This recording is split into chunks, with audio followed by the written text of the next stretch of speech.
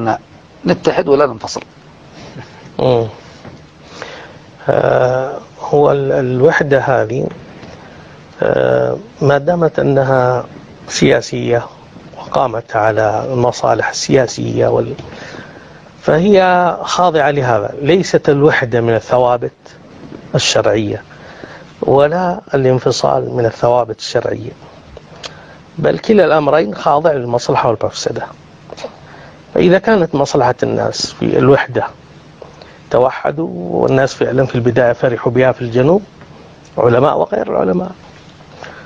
وإذا كان وصل الأمر إلى سوء إدارة وظلم وتهميش وكما نراه اليوم يعني، وصار مصلحتهم في البحث عن حل، فك الارتباط أو الانفصال أو فيدرالية إقليمين أو غير، يعني هذه القضية خاضعة للمصلحة والمفسدة، فالشرع ينظر إليها.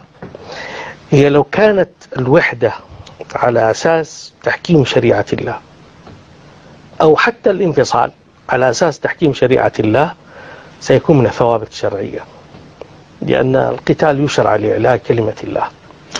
أما إذا كانت الوحدة سياسية للمصالح الدنيوية، فإن حينئذ حكمها الشرعي يخضع للمصلحة والمفسدة. فإن كان مصلحتها للمسلمين كانت شرعية يعني أقرب للشرع، لكن هذه تختلف فيها الأنظار. فإذا وصل مثلا الوحدة وصلت إلى طريق مسدود أو إلى مفاسد كثيرة وقد تؤدي إلى الاقتتال بين المسلمين، لكن هنا عندنا الآن واقعة، وهي أن الشعب الجنوبي لم يعد قابلا للوحدة، وأن هناك يمكن أن تسيل دماء من أجل ذلك.